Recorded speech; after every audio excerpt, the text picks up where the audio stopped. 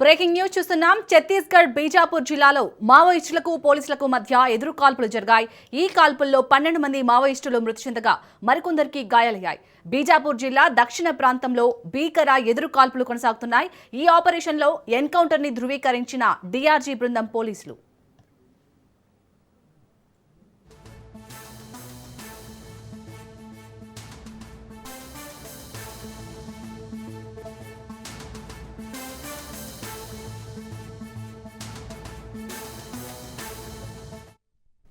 Right కేటు Chhattisgarh Bijapur జిల్లాలో అయితే మావోయిస్టులకు అలాగే పోలీసులకు మధ్య ఎదురు కాల్పులు జరుగుతున్నట్టుగా తెలుస్తుంది. దీనికి సంబంధించి పూర్తి డీటెయిల్స్ ని మా ప్రతినిధి ఉపేందర్ అందిస్తారు. ఉపేందర్, విషయాల్ని ఛత్తీస్గఢ్ రాష్ట్రంలో 2 జిల్లాల్లో కూడా వరుసగా ఎన్కౌంటర్లు అయితే కొనసాగుతున్నాయి. ఇటు సుక్మా జిల్లా కావచ్చు, ఇటు బీజాపూర్ జిల్లాలో అయితే ఉదయం నుంచి కూడా అటు పోలీస్ భద్రతా బలగాలకు మావోయిస్టుల మధ్య జరుగుతున్న ఎన్కౌంటర్ లో దాదాపు 15 మంది మావోయిస్టులు కూడా ఇప్పటికే మృతి చెందినట్లయితే మనకు సమాచారం అందుతుంది. ఇప్పుడు బీజాపూర్ జిల్లాలో జరిగినటువంటి ఎన్కౌంటర్ లో దాదాపుగా 3 మావోయిస్టులు మృతి చెందగా, ఇక సుక్మా జిల్లాలో జరిగినటువంటి హీరామ్ అడవుల్లో జరిగినటువంటి ఎన్కౌంటర్ లో 12 మంది మావోయిస్టులు మృతి చెందారు.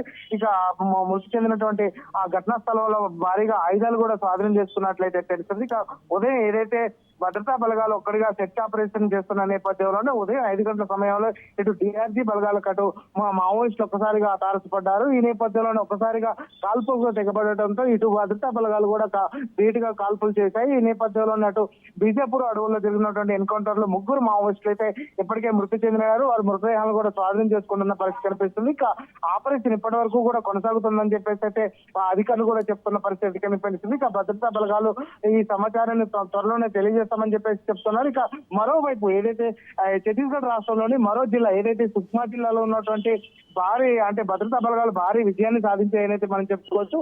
ఎన్కౌంటర్ లో దాదాపుగా 12 మంది మావోయిస్టులు అయితే మృతి చెందారు. ఇక కిట్సారాం ప్రాంతంలోనే అడవుల్లో ఒక ఈ సెర్చ్ ఆపరేషన్ చేస్తున్నటువంటి సిఆర్పిఎఫ్, డిఆర్జీ, అదేవిధంగా ప్రత్యేక కూమింగ్ ఆపరేషన్ చేస్తున్నటువంటి భద్రతా బలగాలకు ఇటు మావోయిస్టులకు మధ్య అయితే ఎన్కౌంటర్ జరిగింది. ఎన్కౌంటర్ లో దాదాపుగా 12 మంది మావోయిస్టులు కూడా చనిపోవడం జరిగింది. ఇక ఎన్కౌంటర్ జరిగినటువంటి ప్రాంతంలో ఏదైతే డివిసిఎం డివిజనల్ సంబంధించినటువంటి మంగుడు అనే తీవ్రమైనటువంటి మావోయిస్టు కూడా చనిపోయినట్టు తెలుస్తుంది. ఇక మంగుడు హతమార్చడంతో ఇక సిబ్బంది భారీ విజయాన్ని సాధించాయనైతే మనం చెప్పుకోవచ్చు. ఇక ఘటనా స్థలం నుంచి AK-47 అదేవిధంగా ఇన్ఫాన్స్ రైఫిల్స్ స్వాధీనం చేసుకున్నారు. మందుగుండు సామగ్రిని కూడా చేసుకున్నారు. అయితే ఇటీవల ఏదైతే కోంటా ఏఎస్పీగా ఉన్నటువంటి ఆకాశరావు చిగుర్పే హత్యలో కూడా ఈ నక్సలైట్ కమాండర్లంతా కూడా ఇప్పటికే ఆ హత్య చేసిన భాగం వీరి ఆరోపణలు ఉన్నాయి. ప్రస్తుతం ఆ ప్రాంతంలో సెర్చ్ ఆపరేషన్ కొనసాగుతుంది. తీవ్రంగా ఇంకా మృతుల సంఖ్య కూడా క్రమంగా పెరిగే అవకాశం అయితే స్పష్టంగా కనిపిస్తుంది. ఇప్పటికే 2 జిల్లాలు ఇటు సుక్మా కావచ్చు, ఇటు బీజాపూర్ కావచ్చు, ఈ 2 జిల్లాల్లో జరిగినటువంటి ఎన్కౌంటర్ లో దాదాపుగా 15 మంది మావోయిస్టులు చనిపోయారు. భారీ మొత్తంలో ఆయుధాలు, మందుగుండు సామగ్రిని అయితే స్వాధీనం చేసుకున్న పరిస్థితి కనిపిస్తుంది. ఆ ప్రాంతంలో ఇంకా భీకర కాల్పులు అయితే కొనసాగుతున్నాయి. దీనికి సంబంధించి ఏదైతే సుక్మా ఎస్పీ కూడా త్వరలో వివరాలు వెల్లడిస్తామని చెప్తున్నారు. ప్రస్తుతం మృతదేహాలను ఏదైతే శిబిరానికి కూడా తరలిస్తున్న పరిస్థితి కనిపిస్తుంది. ఇక ప్రతి ప్రాంతాన్ని కూడా క్షుణ్ణంగా తనిఖీ చేసేందుకు ఈ భద్రతా బలగాలు అయితే కూమింగ్ చేస్తున్న నేపథ్యంలోనే ఒకసారిగా తారసపడ్డటువంటి మావోయిస్టులకి భద్రతా బలగాలపై కాల్పులు జరపడంతో ఈ ఎన్కౌంటర్ అయితే కొనసాగుతుంది. ప్రస్తుతం ఈ ఇయర్ మార్చి 31 లోపు మాత్రం ఖచ్చితంగా 26 లోపు ఖచ్చితంగా దేశంలోనూ ఇటు రాష్ట్రంలోనూ మావోయిస్టు ప్రభావితం లేకుండా చేస్తామని చెప్పేసి కేంద్ర హోంమంత్రి అమిత్ షా చెప్పినట్టుగా కూడా ఇక్కడికి ఛత్తీస్గఢ్ ప్రభుత్వంలో ఉన్నటువంటి ఏదైతే సీఎం గా ఉన్నటువంటి విష్ణుదేవ్ సాయి కావచ్చు, అదేవిధంగా హోమ్ మినిస్టర్ గా ఉన్నటువంటి విజయ్ శర్మ కూడా ఇదే విషయాన్ని నొక్కాడి చెప్తున్న పరిస్థితి కనిపిస్తుంది. భద్రతా బలగాలకు కావాల్సినటువంటి పూర్తి సహకారాలు కూడా అందిస్తున్న పరిస్థితి కనిపిస్తుంది. ఇక ప్రస్తుతం జిల్లా ప్రతి సుక్మా అదేవిధంగా బీజాపూర్ జిల్లా అటవీ ప్రాంతాల్లో పూర్తిగా కూమింగ్ అయితే కొనసాగుతుంది. ఏరియల్ సర్వే కావచ్చు, థర్మల్ టెక్నాలజీతో ప్రత్యేకంగా కూమింగ్ అయితే నిర్వహిస్తున్నారు. గిరిజన ఆవాసాలకు కావచ్చు, అదేవిధంగా గోండ్లకు ఏవైనా ఇబ్బందులు తలెత్తకుండా వారందరికీ ముందస్తు కూడా సమాచారం ఇచ్చి బయటికి వెళ్ళవద్దని కూడా చెప్తున్న పరిస్థితి కనిపిస్తుంది. ప్రస్తుతం ఆ ప్రాంతంలో ఈ బాంబుల మూతతో అల్లకల్లోల పరిస్థితులు ఏర్పడ్డాయి. అక్కడ ఉన్నటువంటి గిరిజనులు, గోండ్లు కూడా కొంత ఇబ్బందులు పడుతున్న పరిస్థితి కనిపిస్తుంది. ఉదయం నుంచి కూడా బాంబుల మూత ఆ ప్రాంతం అంతా దద్దరిల్లుతుంది. ప్రస్తుతం ఆ ప్రాంతంలో కూమింగ్ అయితే కొనసాగుతుంది. Shalini, right, thank you Upender. Yes, right now Telangana భవన్లో వేముల ప్రశాంత్ రెడ్డి మాట్లాడుతున్నారు. లైవ్ లో చూద్దాం. చేపట్టి ఈ రాష్ట్రంలో ఉన్న రైతాంగానికంతా ఒక భరోసా ఇవ్వడం జరిగింది. రాబోయే కాలంలో కాంగ్రెస్ పార్టీ అధికారంలోకి వస్తుంది.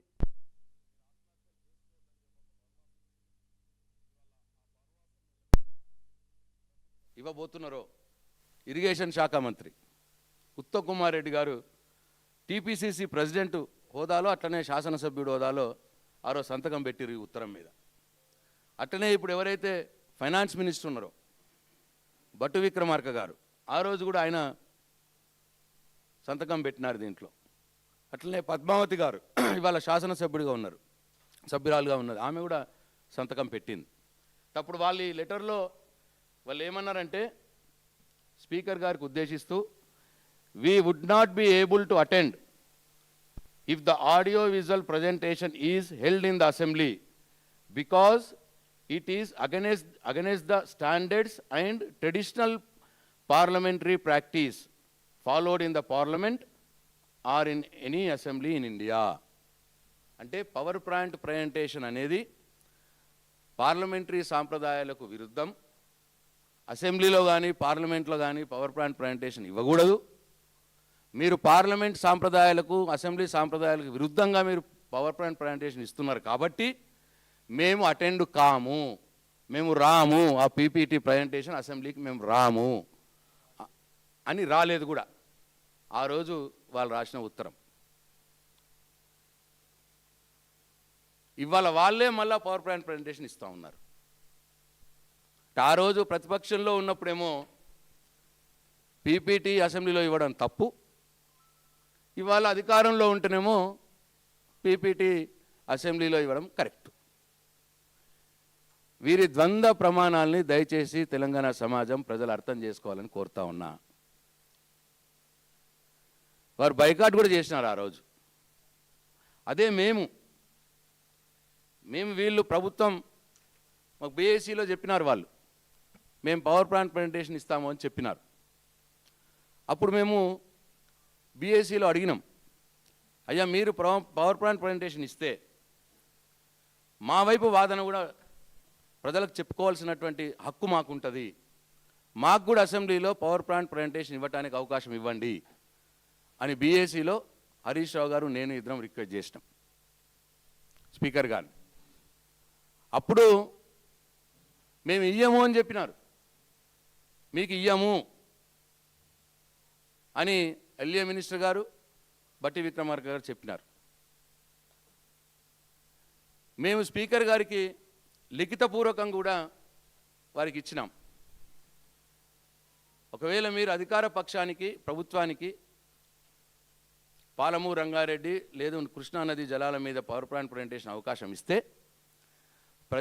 ప్రధాన ప్రతిపక్షంగా మాకు కూడా మేము ప్రజలకు నిజాలు చెప్పుకోవాల్సిన అవసరం ఉన్నది, ప్రభుత్వ వాదనే ప్రజల్లోకి పోతుంది, మా వాదన కూడా మేము ప్రజల్లో చెప్పుకోవాల్సిన బాధ్యత హక్కు మాకు ఉన్నది, కాబట్టి మాకు కూడా పీపీటీ ఇచ్చే అవకాశం ఇవ్వండి అని చెప్పి మేము స్పీకర్ గారికి 29/12/2025 29వ తారీఖు నాడు మేము లిఖితపూర్వకంగా బీఆర్ఎస్ శాసనసభ పక్షం మేము వారికి అడగడం జరిగింది. అయితే మేము అట్లా అనలేదు, వాళ్ళు పీపీటీ ఇవ్వడం తప్పు అని మేము అనలేదు. కాంగ్రెస్ పార్టీ అన్నది ఆ రోజు పీపీటీ ఇవ్వడం తప్పు, అది సాంప్రదాయాల విరుద్ధం, పార్లమెంటరీ ప్రాక్టీస్ కాదు, రాజ్యాంగ విరుద్ధం, ఇవన్నీ మాటలు మాట్లాడిరు. అప్పుడు ఈ ముఖ్యమంత్రి గారు తెలంగాణ టీడీపీకి తరఫున ఆయన కూడా అదే మాట్లాడింది. ఆయన కూడా అప్పుడు మాట్లాడుతూ ఇది రాజ్యాంగ విరుద్ధం, వాళ్ళకే ఎట్లు ఇస్తారు, 120 మంది శాసనసభ్యులకు సమాన హక్కులు ఉంటే మాకు కూడా ఇవ్వాలన్నమాట మాట్లాడిండు.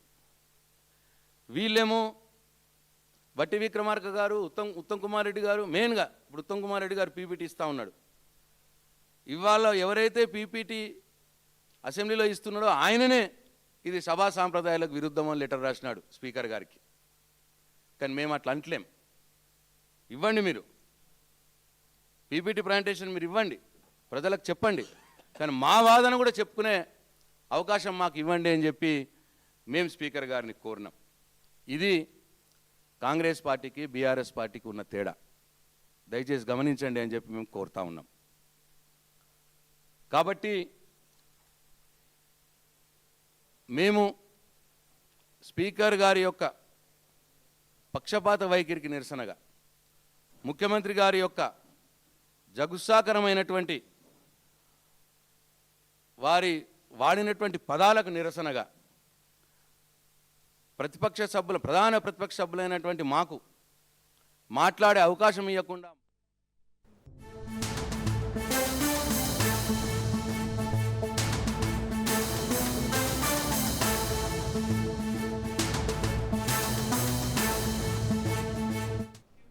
బ్రేకింగ్ న్యూస్ చూస్తున్నాం. నకరేకల్లో జరిగిన ఓ కార్యక్రమంలో కాకి గౌరవంపై తీవ్ర చర్చకు దారితీసే ఘటన చోటు చేసుకుంది.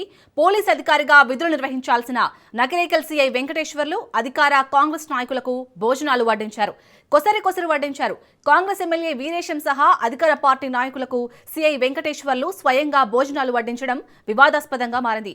ఈ కార్యక్రమంలో సీఐ క్యాటరింగ్ సిబ్బంది మాదిరిగా వ్యవహరించడంపై స్థానికంగా తీవ్ర విమర్శలు వ్యక్తమవుతున్నాయి. సీఐ ప్రవర్తనకు సంబంధించిన వీడియోలు సోషల్ మీడియాలో వైరల్ కావడంతో ఖాకీ మర్యాదపై చర్చ మొదలైంది. ఈ ఘటనపై పోలీసు అధికారులు స్పందిస్తారా, శాఖాపరమైన విచారణ చేపడతారా అన్న చర్చ నియోజకవర్గంలో మొదలైంది.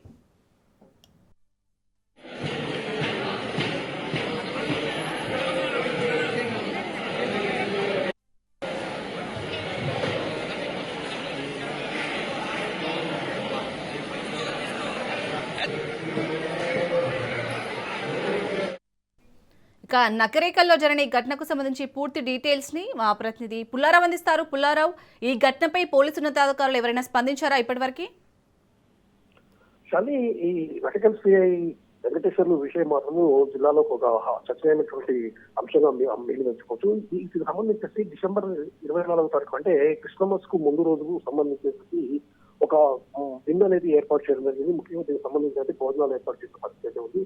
ఈ భోజనాలకు సంబంధించేసి పెద్ద ఎత్తున కూడా పబ్లిక్ చేరుకోవటము, అదే విధంగా వివిధ పార్టీలకు సంబంధించిన నాయకులు, ముఖ్యంగా అధికార పార్టీకి సంబంధించిన ఎమ్మెల్యే వీరేశం ఎత్తింది, అదేవిధంగా కాంగ్రెస్ పార్టీకి సంబంధించినటువంటి ఇతర కార్యకర్తలు, అదేవిధంగా పాస్టరు, అదేవిధంగా నల్గొండ సిఇఓ పర్సన్ అక్కడ కూడా చేరుకున్న పరిస్థితి ఉంది. సో ఈ సమయంలోనే పబ్లిక్ ఎక్కువగా ఉన్న సమయంలో వెంకటేశ్వర్లు ఆ యొక్క విషయాలు అంటే భోజనానికి సంబంధించినటువంటి ఆ యొక్క వంట సామాన్ బాక్స్ లో తీసేసుకొని అందరికి కూడా వడ్డించుకుంటున్న పరిస్థితి మాత్రము చాలా మంది కూడా ఆక్షేపిస్తున్న నేపథ్యం. ఎందుకంటే ఒక బాధ్యత గల వ్యక్తిగా ఉన్నటువంటి ఈ పోలీస్ ఇన్స్పెక్టర్ గా ఉన్నటువంటి వెంకటేశ్వర్లు ఈ విధంగా వడ్డించడం ఏంటి, అదే విధంగా విధులు నిర్వర్తించాల్సిన పర్సన్ ఈ విధంగా భోజనాధారికి వెళ్ళేసేసి అంటే అధికార పార్టీ నాయకుల యొక్క మెప్పు పొందేందుకు వాళ్ళకి కొసరి వడ్డిస్తున్నారు ఏంటి అనే విషయం మాత్రము తీవ్ర చర్చనీయాంశంగా మారిన పరిస్థితి. ఇదే విషయం మొత్తం కూడా పూర్తిగా సోషల్ మీడియాలో వైరల్ అయిన నేపథ్యం ఉంది.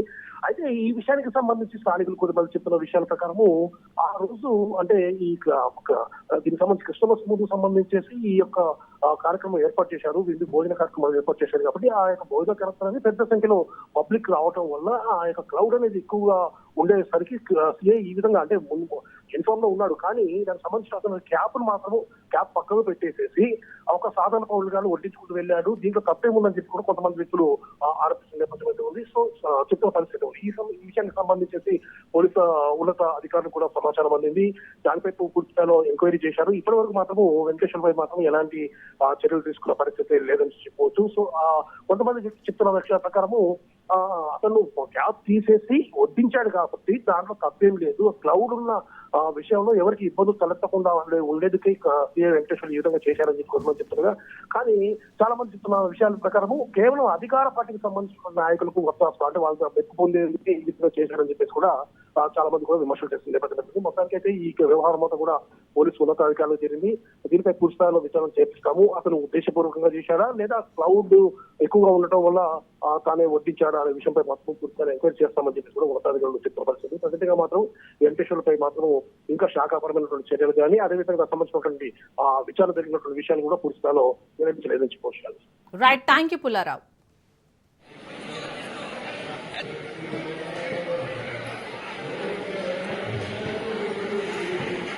తెలంగాణ భవన్లో గంగుల కమలాకర్ మాట్లాడుతున్నారు. లైవ్ లో చూద్దాం. ఉద్యమంలో కూడా జరిగిన ప్లకార్డ్ తీసుకెళ్ళినాం. మరి ఈరోజు ఎందుకు ఏమైంది మీకు? ఎందుకోసం మా గొంతునొక్కే ప్రయత్నం చేస్తున్నాం? స్పీకర్గా మీరు పక్షపాత వహించకండి. ముఖ్యమంత్రికో రూలు మాకో రూల్ ఉన్నది. అక్కడ ఉన్న సుమారు 119 మందిలకు అందరికీ ఒకటే సమాన హక్కు ఉంటుంది. అది కాపాడే బాధ్యత ఒక గౌరవ చైర్ మీద ఉన్నది. కాబట్టి మీరు దయచేసి ఆ చైర్ను డెఫినెట్గా మీకు మా కోసం పనిచేయాలని చెప్పేసి నిర్బంధం చేసుకుంటా గొంతు నొక్కే ప్రయత్నం చేస్తే మాత్రము నిజంగా అది చాలా దుర్మరణ పరిస్థితి. గతంలో తెలంగాణ ఉద్యమంలో మేము ఉమ్మడి రాష్ట్రంలో మాకు అవమానం జరగలేదు, మీరు మాకు అవమానం చేసే విధంగా వ్యవహరించారు కాబట్టి మేము నిన్ను బైకాట్ చేసినాం. ఇప్పటికైనా మీ వ్యవహారశీలు మార్చుకొని ప్రతిపక్షాలు కూడా సమయం ఇవ్వండి. ప్రతిపక్షాలు మాట్లాడి మా పర్సనల్ ఇష్యూ మాట్లాడలేం, ప్రజా సమస్యలు ఏది ఉన్నారో అదే మాట్లాడతాం మేము. నేను ముఖ్యమంత్రి గారు ఉండగా కావాల్సుకొని గిల్లి కజ్జాలు పెట్టుకొని మమ్మల్ని తిట్టే ప్రయత్నం చేసారు. మాత్రమే ఒక్క వాయిస్ కూడా మాట్లాడలే. అన్పార్లమెంటరీ వాళ్ళే ముఖ్యమంత్రిని మాట్లాడలే, పర్సనల్ ఎవరితో మాట్లాడలే. కేవలము మా హక్కుల కోసము కాళేశ్వరం నీళ్ళ గురించి మాట్లాడితే గిల్లి కజ్జాలు పెట్టుకొని ఒకటే ఎజెండా, ముఖ్యమంత్రి కాదు ఒకటే ఎజెండా, ఎట్టి బస్సులో బీఆర్ఎస్ నాయకులు తిట్టాలి, కడుపు నిండా తిట్టాలి. ఇదాంటి వ్యవహారం నడిచేది. 4 సంవత్సరాలు మేము 4 టర్ము 4 పర్యాలు సుమారు 20 సంవత్సరాల నుంచి ఎమ్మెల్యేగా ఉన్నాం. ఎప్పుడు ఇటువంటి ఫేస్ కాలే మేము. ఎప్పుడంగా ప్రేమానందంగా ఎప్పుడంగా ఇలాంటి తిట్లు తిట్టే వ్యవహారం లేదు. చంద్రబాబు అపోజిషన్ ఉన్నప్పుడు రాజశేఖర్ ముఖ్యమంత్రి ఉండగా ఎప్పుడు ఇటువంటి పరిశుజాలం వాడలే. ఫస్ట్ టైం ఇంత పరిశుజాలం వాడుకుంటా ఒక శాసనసభ్యులు అవహేళన మాట్లాడడం అనేది చాలా బాధాకరము. నాట్ ఓన్లీ తెలంగాణ సమాజానికి ఈ నడిచే వ్యవహారాన్ని కూడా భారతదేశంలో మన వ్యవహారం చూడంగా ముక్కును వేలేసుకుని పరిస్థితి వచ్చింది.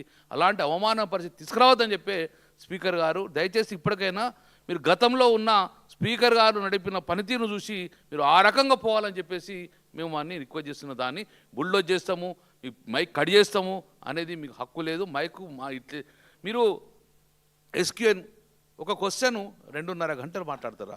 ఉన్నది ఎక్కడన్నా? మీరే 1 అవర్ అంటారు.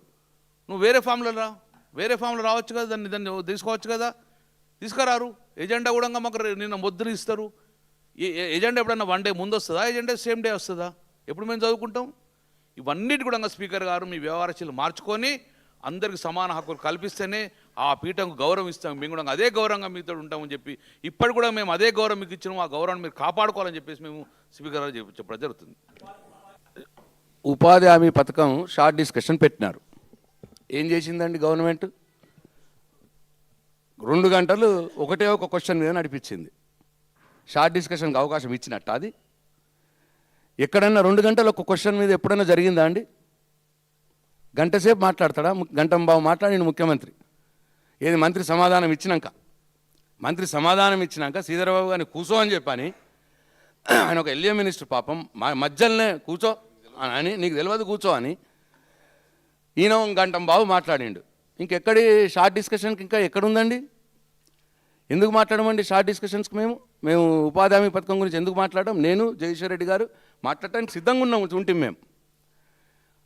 మీరు ముఖ్యమంత్రి గురించి మాట్లాడితే మేము మైక్ ఏమో అని కట్ చేస్తాము అన్నాక ఇంకా ఏం ముఖం పెట్టుకొని ఉండాలడా? ముఖ్యమంత్రి గారికి భజన చేసుకుంటా కూర్చోవాలన్నా మేము? ఆయన ఏం మాట్లాడితే దానికి మేము సపోర్ట్లు కొట్టుకుంటా భజన చేసుకుంటా కూర్చోవాలన్నా మేము? ఆ భజన చేస్తే దానికి కూడా మైక్ ఇవ్వచ్చు. అంటే ఇంత అప్రజాస్వామికంగా ఒక నియంతలాగా ఒక రాజరిక వ్యవస్థలాగా అసెంబ్లీని గాంధీ భవన్ లాగా మార్చుకొని, అసెంబ్లీని ఆయన జూబ్లీహిల్స్ ప్యాలెస్ లాగా మార్చుకొని ఇష్టం వచ్చిన రీతిలో వ్యవహారం చేస్తుంటే స్పీకర్ గారు ఆయన నిలువరించకపోగా ఆయనను విమర్శిస్తే మీకు మైక్ కట్ చేస్తామో అని స్పీకర్ గారు బహిరంగంగా అన్నాక ఇంకా మాకు ఏముందండి? ఇంకా ప్రధాన ప్రతిపక్షంకు ఇంకా ఏముంది? మాకు అసెంబ్లీలే మాకు సరైన స్థానం లేకపోతే ఇంకా మేము ప్రజల క్షేత్రంలోకి పోవాల్సిందే, ప్రజాక్షేత్రంకి పోవాల్సిందే. కాబట్టి మాకు జరుగుతున్న అవమానాల్ని, మాకు జరుగుతున్న మేము తింటున్న తిట్లని అన్నీ కూడా ప్రజలు చూస్తూ ఉన్నారు. ప్రజల క్షేత్రంలో మేము తెలుసుకుంటామని చెప్పి ఈ సెషన్స్ బైకాట్ చేయడం జరిగింది. వచ్చే సెషన్స్ అన్నా వాళ్ళకి బుద్ధి తెచ్చుకొని వాళ్ళు కొద్దిగా కనువిప్పి కలిగి కొంతైనా ప్రజాస్వామ్యాన్ని కాపాడే ప్రయత్నం చేస్తారేమో అని చెప్పి ఆశాభావంతో ఉన్నాం. Thank you.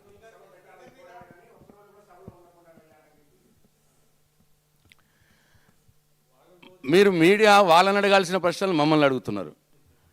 మేము ఉంటామనే పోయినాం కదా. మీరు ముఖ్యమంత్రిని విమర్శిస్తే మైకే ఇయ్యము, మైక్ కట్ చేస్తాను స్పీకర్ గారని మైక్ కట్ చేస్తే మేము అక్కడ కూర్చొని ఏం చేయాలా? భజన చేసుకుంటూ కూర్చోవాలనా?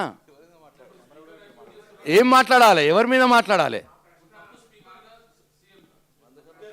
ఇద్దరిది, ముఖ్యమంత్రి గారిది, సభానాయకుడిగా ముఖ్యమంత్రి గారిది, స్పీకర్ గారిది, ఇద్దరి బాధ్యత. సభా సాంప్రదాయాల్ని తుంగలో దొక్కుతున్నారు ఇద్దరు కలిపి. Thank you. ఆలోచిస్తాం.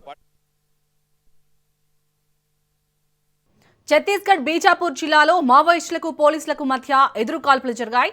ఈ కాల్పుల్లో 12 మంది మావోయిస్టులు మృతి చెందగా మరికొందరికి గాయాలయ్యాయి. బీజాపూర్ జిల్లా దక్షిణ ప్రాంతంలో భీకర ఎదురు కాల్పులు కొనసాగుతున్నాయి. ఈ ఆపరేషన్ను ఎన్కౌంటర్ ని ధృవీకరించిన డీఆర్జీ బృందం పోలీసులు ధృవీకరించారు.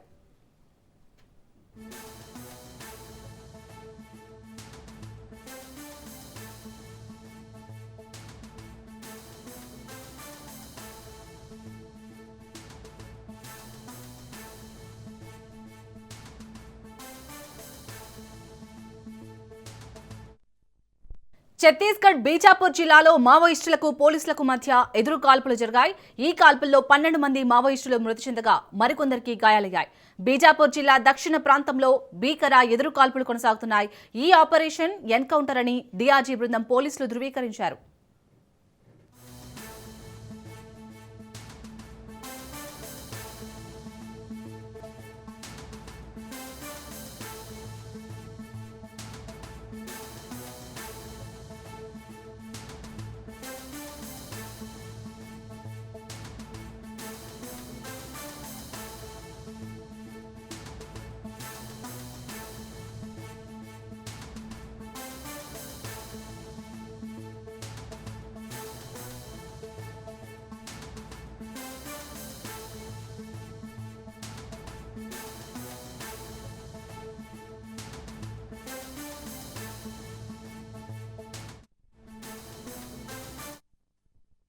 ఛత్తీస్గఢ్లో జరిగిన భారీ ఎన్కౌంటర్ కి సంబంధించి పూర్తి డీటెయిల్స్ ని మా క్రైమ్ బ్యూరో చీఫ్ మధు అందిస్తారు. మధు.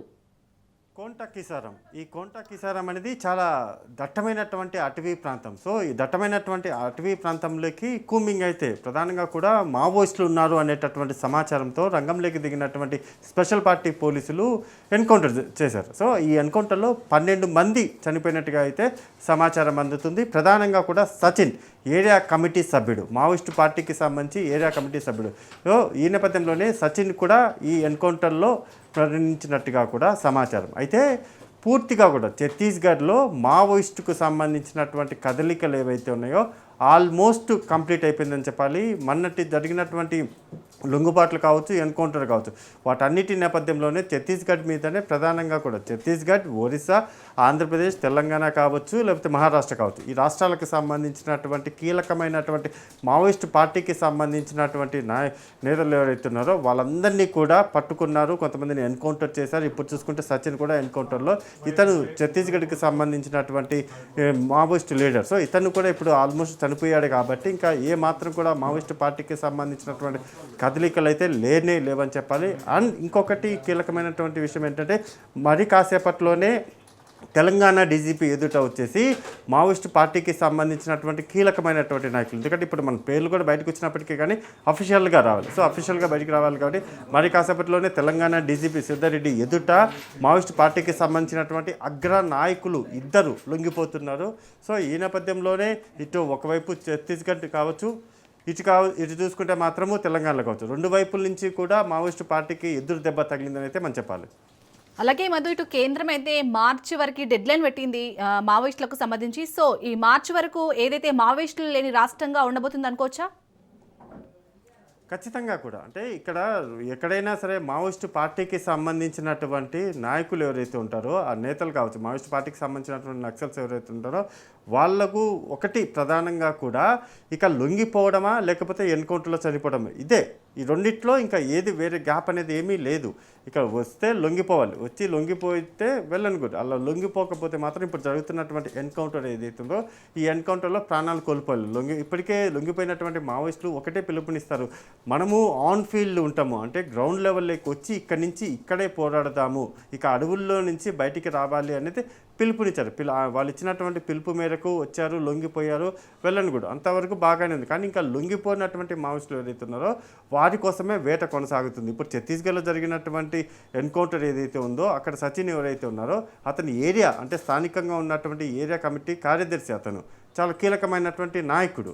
అంటే ఇక మావోయిస్ట్ పార్టీకి సంబంధించినటువంటి మొత్తం ఎవరైతే ఉన్నారో వాళ్ళలో అతను చాలా కీలకంగా ఉన్నటువంటి పర్సన్ సచిన్. సో ఇప్పుడు అతను కూడా ఎన్కౌంటర్లో చనిపోయారు. ఇప్పుడు మరోవైపు చూసుకుంటే ఇప్పుడు తెలంగాణలో ఇద్దరు మావోయిస్ట్ పార్టీకి సంబంధించినటువంటి అగ్ర నాయకులు ఎవరైతే ఉన్నారో వాళ్ళు కూడా లొంగిపోతున్నారు. వాళ్ళు కూడా వచ్చి ఆల్మోస్ట్ లొంగిపోయారు. కాబట్టి ఇంకా కొలాప్స్ అంటారు, లేకపోతే ఇంకా మావోయిస్ట్ పార్టీ ఒకప్పుడు ఉండేది అని చెప్పుకోవడం అంటారు కదా, ఆ విధమైనటువంటి పరిణామాలు చోటు చేసుకుంటాయి తప్ప ఇప్పట్లో ఇంకా మావోయిస్ట్ పార్టీ ఒకప్పుడు ఉండేది అని చెప్పుకునే విధంగా తయారవుతుంది తప్ప మావోయిస్ట్ పార్టీ 99.99% ఆల్మోస్ట్ కంప్లీట్గా ఆపరేషన్ కగారు పెడితే క్లోజ్ అయిపోయింది అనేది చెప్పాలి.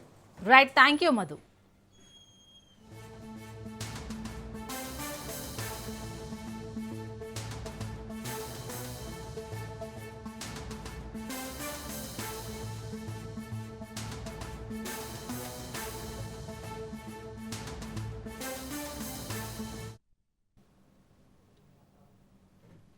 ఖమ్మం జిల్లాలో చిరుత కళేబరాన్ని దహనం చేసిన ఘటనలో ఫారెస్ట్ బీట్ ఆఫీసర్లు సస్పెండ్ అయ్యారు. కల్లూరు, పెడుమల్లి మండలాల్లో విస్తరించిన కనగిరి అడవుల్లో చిరుత చనిపోయిన విషయాన్ని ఉన్నతాధికారులకు తెలియపరచకుండా పోస్ట్ మార్టం లేకుండా దహనం చేయడంపై విచారణ జరిగింది. అటవీ చట్టాల ప్రకారం వన్యప్రాణుల కళేబరం కనిపిస్తే జిల్లా స్థాయి ఉన్నతాధికారులకు, రేంజ్ అధికారులకు సమాచారం అందించిన తర్వాత అధికారుల సమక్షంలో పంచనామా నిర్వహించి ఆ తర్వాత మాత్రమే కళేబరాలను దహనం చేయాల్సి ఉంటుంది. కానీ అందుకు భిన్నంగా ఫారెస్ట్ బీట్ ఆఫీసర్లు ఫారెస్ట్ శాఖ ఉన్నతాధికారులకు సమాచారం ఇవ్వకుండా పంచనామా చేయకుండానే చిరుత పులి కళేబరాన్ని దహనం చేశారు. దీంతో జిల్లా ఫారెస్ట్ అధికారి ఇద్దరు ఫారెస్ట్ బీట్ ఆఫీసర్లను బాధ్యులను చేస్తూ ఉద్యోగాల నుంచి సస్పెండ్ చేస్తూ ఆదేశాలు జారీ చేశారు. ఎప్పుడో కొద్ది నెలల క్రితం చనిపోయినట్టు ఫోటోలు చూపిన బీట్ ఆఫీసర్ల పనితీరుపై స్థానికుల్లో పలు అనుమానాలు వ్యక్తమవుతున్నాయి. రైట్, ఇక ఇదే అంశానికి సంబంధించి పూర్తి డీటెయిల్స్ ని మా ప్రతినిధి ఉపేందర్ అందిస్తారు. ఉపేందర్, ఇప్పటికీ చిరుత ముద్దుపై కూడా పలు ఆరోపణలు వస్తున్న నేపథ్యంలో ఈ రోజు మాత్రం కూడా సస్పెండ్ చేసిన పరిస్థితి. అటవీ శాఖలో వరుస అక్రమాలు కూడా వెలుగులోకి రావడంతో అలజడి అయితే నెలకొంది. నవంబర్ లో కలప అక్రమ రవాణా విషయంలో కూడా వెలుగులో రావడం, 3 రాష్ట్రాల అక్రమ కలప రవాణా దొంగ తల్లింది. ఇప్పుడు కలప ఆన్లైన్ పర్మిట్ లో లోపాలను గుర్తించినటువంటి జాతీయ స్థాయిలో కూడా అంటే బయటపడిన పరిస్థితి కనిపిస్తుంది. ఇప్పుడు చిరుత ఆతంకం కాగా ఏడాది తర్వాత ఈ ఘటన వెలుగులోకి వచ్చింది. గోప్యంగా జరుగుతున్నటువంటి చిరుత అంటే విచారణను ఇటీవల ఏదైతే పలు దఫాలుగా కూడా అది ఫిర్యాదులు అనడంతో విచారణ చేపట్టినటువంటి జిల్లా అధికారి సిద్ధార్థ విక్రమ్ సింగ్ ఇద్దరు బీట్ ఆఫీసర్లు అయితే సస్పెండ్ చేశారు. ఇక తల్లాడే అటవీ రేంజ్ పరిధిలోని కల్లూరు సెక్షన్ పరిధిలో జరిగినటువంటి పులిగొండ అడవుల్లో ఏడాది క్రితం అయితే చిరుత హతమైంది. ఇక చిరుత కళేబరం చూసినటువంటి బొంగు కలప వ్యాపారి అయినటువంటి ఈ విషయాన్ని స్థానికంగా ఉన్నటువంటి బీటీ ఆఫీసర్ అయితే తెలియజేశారు. ఈ విషయాన్ని ఏదైతే ఉన్నతాధికారుల దృష్టికి తీసుకెళ్లడంతో దీనిపై విచారణ అయితే కొనసాగుతుంది. చిరుత కళేబరాన్ని కూడా వెంటనే తరలించి ఏదైతే రాళ్ల బంజర్ అటవీ ప్రాంతంలో దహనం చేసి పూర్తి చేశారని చెప్పేసి అయితే తెలిసింది. ఈ నేపథ్యంలోనే అటు విచారణ చేపట్టినట్టు అధికారులు 3 బీట్ ఆఫీసర్లు కూడా సస్పెండ్ చేసిన పరిస్థితి కనిపిస్తుంది. ఇటీవల బొంగు కలప రవాణాపై కూడా వివాదం రావడంతో కలప వ్యాపారి డిఎఫ్ఓకు జరిగినటువంటి ఘటన తన సెల్ ఫోన్ లో కూడా చూపించారు. ఈ నేపథ్యంలోనే విచారణ చేపట్టినటువంటి అధికారులు ఘటనా స్థలంలో పులికి సంబంధించినటువంటి ఏదైతే కళేబరాలు దొరకడం, అదేవిధంగా జిల్లా అటవీ శాఖ అధికారి విక్రమ్ సింగ్ కూడా దీనిపై స్పందించారు. ప్రాథమిక విచారణ అనంతరం అటవీ కల్లూరు సెక్షన్ లో ఇద్దరు బీట్ ఆఫీసర్లుగాను సస్పెండ్ చేసిన పరిస్థితి కనిపిస్తుంది. లక్ష్మీపురం బీట్ ఆఫీసర్ భీమాతో పాటుగా కల్లూరు బీట్ ఆఫీసర్ భరత్ ను అయితే సస్పెండ్ చేశారు. లక్ష్మీపురం బీట్ ఆఫీసర్ పరిధిలో చిరుత ఆతంకగా కొన్ని నెలలుగా విచారణ అయితే కొనసాగుతున్న పరిస్థితి కనిపిస్తుంది. కల్లూరుకు సంబంధించినటువంటి ఈ బీట్ ఆఫీసర్ సస్పెండ్ తో మాత్రం ఈ ప్రాంతంలో కొంత అలజడిగా కనిపిస్తుందైతే తెలుస్తుంది. పై స్థాయిలో అధికారులు సమాచారం ఇవ్వకుండా ఏకపక్షంగా నిర్ణయం తీసుకోవడం పైన మీ ఇద్దరు బీట్ ఆఫీసర్లపై వేటు పడిందని అయితే మనకు తెలుస్తుంది. అదే సమయంలో మరికొంతమంది అధికారులపై కూడా విచారణ అయితే కొనసాగుతున్న పరిస్థితి కనిపిస్తుంది. వన్యప్రాణులు ఎంత కీలకమైన చిరుత ఆతం జరిగిన తర్వాత ఏడాది తర్వాత వెలుగులోకి రావడంతో జిల్లా స్థాయి నుంచి ప్రతి రాష్ట్ర స్థాయి అధికారులు కూడా ఆగ్రహం వ్యక్తం చేస్తున్నట్లయితే తెలుస్తుంది. అటవీ శాఖ వరంగల్ చీఫ్ కన్జర్వేటర్ గా ఉన్నటువంటి భీమా నాయక్ ఖమ్మం జిల్లా పర్యటన అయితే చేశారు. చిరుత హతంపై జరిగినటువంటి విచారణను తెలుసుకున్నారు. అయితే చిరుత ఆతం తర్వాత జరిగినటువంటి ఘటనలు పై స్థాయిలో ఎఫ్ఆర్ఓ ఎఫ్డిఓలను కూడా విచారణ చేపట్టిన పరిస్థితి కనిపిస్తుంది. ఈ కోణంలో విచారణ జరిగినటువంటి అధికారులు అది నిర్ధారణ కావడంతో పై స్థాయిలో ఉన్న అధికారులతో కూడా వీరిపై సస్పెన్షన్ వేట్ అయితే వేశారు. ప్రస్తుతం ఈ విషయం మాత్రం అటు ఫారెస్ట్ విషయంలో కొంత అల్లకల్లోలాలు కనిపిస్తున్నాయి. ప్రస్తుతం సత్తుపల్లి డివిజన్ లో ఎక్కువ అటవీ ప్రాంతం ఉంటుంది. వన్యప్రాణుల నమోదుకు సంబంధించిన ప్రతి విషయాన్ని క్షుణ్ణంగా పరిశీలించిన తర్వాతనే అటు దహన సంస్కారం చేయాలి. ప్రతి డివిజన్ లో కూడా బీట్ ఆఫీసర్లు ఈ 3 నెలలకు ఒకసారి పరిశీలన చేయాల్సి ఉన్న నేపథ్యంలోనే మమ్మ అనిపించుకుంటూ కూడా ఈ అంటే చిరుత కలబరాన్ని చేయడంపై కూడా అధికారులు ఆగ్రహం వ్యక్తం చేస్తున్నారు. ప్రస్తుతం ఆ ప్రాంతంలో సెర్చ్ ఆపరేషన్ అయితే చేపట్టారు. ప్రస్తుతం ఈ ఇద్దరు బీట్ ఆఫీసర్ సస్పెండ్ తో మాత్రం ఆ ప్రాంతంలో కావచ్చు, అదేవిధంగా అటవీ శాఖలో కొంత కల్లోల పరిస్థితులు అయితే కనిపిస్తున్నాయి. ఈ చాలని రైట్, థ్యాంక్ యూ ఉపేందర్.